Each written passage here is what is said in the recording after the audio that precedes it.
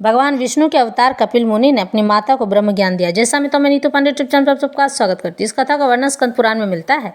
ब्रह्मा जी के शुरुआत में आदि में सृष्टि विस्तार के उद्देश्य से कई पुत्र उत्पन्न किए। इनमें से एक कर्दम नाम के प्रजापति भी थे। इन्होंने ब्रह्मा जी की आज्ञा से संतान उत्पन्न करने के हेतु सरस्वती नदी के तट पर 10,000 वर्ष तक तपस्या किया। इनके अनंतर में समाधि सहित तप, स्वाध्याय, ईश्वर प्राणी धान रूप क्रिया योग के द्वारा शरणागत वत्सल भगवान की भक्ति से उपासना करने लगे।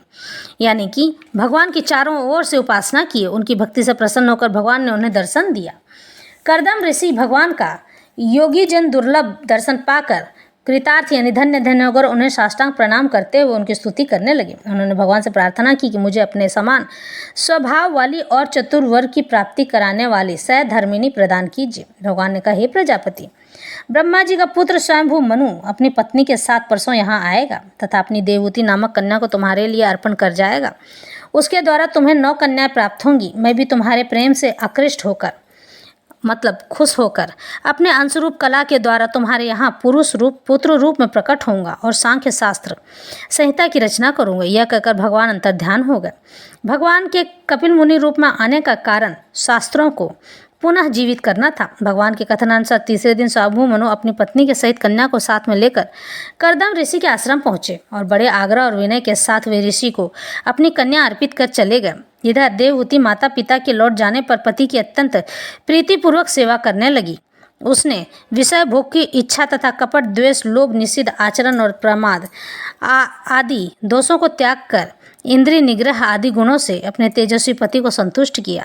काल पाकर उन्हें 9 कन्याएं उत्पन्न हुई।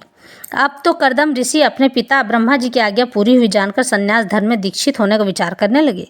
उनके इस विचार को जानकर देवहूति उनसे हाथ जोड़कर कहती है, हे भगवान, आप अपनी आत्मा का कल्याण करने के लिए घर छोड़कर वन में चले जाना चाहते हैं तो चले जाइए। मैं आपके मार्ग में बाधक नहीं होना चाहती, किंतु मेरी एक छोटी सी अभिलाषा है और प्रार्थना भी है। उसे पूरी करके आपको जाने का विचार करना है तो कर लीजिए। यह है कि आपके वन चले जाने पर मेरा शोक दूर करने के लिए मुझे एक ब्रह्मज्ञानी पुत्र चाहिए। केवल कन्या उत्पन्न करके आप पितृऋण से मुक्त नहीं हो सकते हैं, क्योंकि पुत्र ही माता को सद्गति प्रदान करता है। अतः आप कुछ दिन और घर में रहिए और पुत्र उत्पन्न होने के बाद चले जाइएगा। मैंने विश्व में लिप्त रहकर अब तक की आयु तो व्यर्थ खो दी, परंतु शेष जीवन मेरा भगवान के भजन में ही बीते, ऐसी मेरी मनोकामना है। आपको ब्रह्मज्ञानी न जानकर मैंने अब तक आपसे गृह सुखों की कामना की।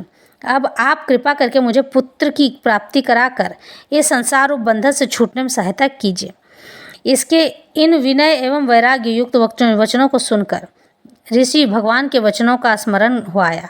वे बोले, हे राजपुत्री, तुम किसी प्रकार की चिंता न करो। तुम्हारे गर्भ से भगवान जगदीश्वर शीघ्र ही अवतार धारण करेंगे और तुम्हें ब्रह्म ज्ञान उपदेश देकर तुम्हारे हृदय को अहंकार रूप ग्रंथि का छेदन करेंगे, यानी कि तुम्हारे हृदय से अहंकार को नष्ट कर देंगे। देवहूति भी प्रजापति के वचनों में पूर्ण विश्वास कर भगवान श्रीहरि को प्रेम पूर्वक आराधना करने लगी। समय पाकर उसके उदर से यानी गर्भ से भगवान मधुसूदन प्रकट हुए और चारों दिशाओं में जय जयकार की ध्वनि होने लगी। उस समय मरीचि आदि ऋषियों सहित ब्रह्मा जी कर्दम ऋषि के आश्रम में पहुंचे। उन्होंने कर्दम देवहूति को उनके पुत्र का महात्म्य बतलाया और कहा कि साक्षात पूर्ण पुरुष ही तुम्हारे यहाँ अवतीर्ण हुए हैं।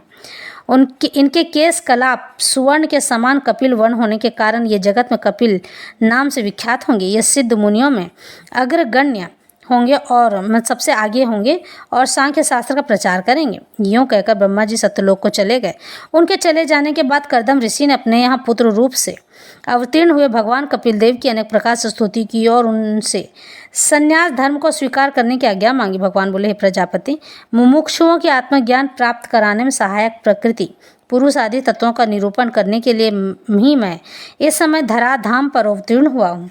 तुम अब सब प्रकार के ऋणानुबंधों से, ये सभी ऋणों से मुक्त हो गए हो, अतः तुम संन्यास ग्रहण कर सकते हो। यद्यपि तुम्हें घर में भी मुक्ति की प्राप्ति कठिन नहीं है, परंतु तुम मुझे बराबर स्मरण करते रहना और अपने समस्त कर्मों को मुझे अर्पण कर मोक्ष की प्राप्ति के लिए मेरी उपासना में लगे रहना। यद्यपि यह सूक्ष्म आत्मज्ञान का मार्ग बहुत पहले से चला आ रहा है, तथापि बहुत काल बीत जाने से वह लुप्त सा हो गया है, अतः उसका पुनः प्रचार करने के निमित्त ही मैं पृथ्वी पर प्रकट हुआ हूँ। सकल प्राणियों के अंतःकरण में रहने वाले मुझ स्वयं प्रकाश परमात्मा को अपने देह स्थित आत्मा में देखकर तुम शोक से छूट जाओगे और मोक्ष सुख को प्राप्त कर लो, यानी तुम्हें मोक्ष मिल जाएगा। मैं देववती माता को संचित और क्रियामान यदि आदि सब प्रकार के कर्मों की वासनाएं मन से दूर करने वाली आध्यात्म विद्या कहूँगा, जिसके प्रभाव से यह देववती संसार भय को उतर जाएगी और मोक्ष सुख को प्राप्त करेगी। भगवान कपिल देव इन वचनों को सुनकर कर्दम ऋषि परम प्रसन्न हुए और भगवान की प्रदक्षिणा कर वन को चले गए। वे सकल संगों को त्याग कर अहिंसा व्रत का पालन करते हुए पृथ्वी पर विचरने लगे। इन्होंने अपने उत्कट भक्ति योग के द्वारा अंतर्यामी भगवान वासुदेव के चरणों में मन लगाकर उत्तम भगवत भक्तों को प्राप्त होने वाली भगवती गति को प्राप्त किया। मामुनि भगवान कपिल देव पिता कर्दम ऋषि के वन में चले जाने पर माता का प्रिय करने की इच्छा से कुछ दिन अपने पिता के आश्रम में ही रहे। एक दिन ब्रह्मा जी के कथन को स्मरण कर देवहूति आसन पर बैठे हुए वास्तव में कर्म रहित किंतु मुमुक्षुओं को तत्व मार्ग दिखाने वाले अपने पुत्र से कहने लगी, हे प्रभु, मैं इन दुर्निवार इंद्रियों की तृप्ति के निमित्त विषयों की अभिलाषा से अत्यंत शांत हो गई हूँ। हे देव, आप मेरे इस महामोह को दूर करिए। आप शरणागतों के रक्षक और भक्तों के संसार रूप वृक्ष को छेदन करने में कुठार से समान है, यानी कि उसे नष्ट करने में। माता के इन वचनों को सुनकर कपिल देव मन ही मन बड़े प्रसन्न हुए और मुस्कुराते हुए बोले, हे माता, इस आत्मा के बंधन और मुक्ति का कारण चित्त यानी मन ही है, मन के सिवा कोई दूसरा नहीं। यह मन शब्दादि विषयों में आसक्त होने पर यानी कि उनमें लिप्त होने पर बंधन का कारण होता है और यही ईश्वर के प्रति अनुरक्त होने पर मुक्ति का कारण बन जाता है। इसी प्रकार दुष्ट पुरुषों का संग जीवात्मा को बांधने वाली दृढ़ फांसी है और सत्पुरुषों के संग को शास्त्रों में मोक्ष का द्वार कहा गया है। अतः हे जननी, तुम्हें सत्पुरुषों का ही संग करना चाहिए, यानी कि संतों को साथ ही रहना चाहिए। साधुओं के सत्संग से ही मेरे प्रभाव का यथार्थ ज्ञान कराने वाली और अंतःकरण को सुख देने वाली कथाएं सुनने को मिलती हैं, जिनके श्रवण से भगवान में श्रद्धा, प्रीति और भक्ति क्रमशः उत्पन्न होती है। उस भक्ति से ऐहिक और परलौकिक सुखों के प्रति वैराग्य उत्पन्न होता है।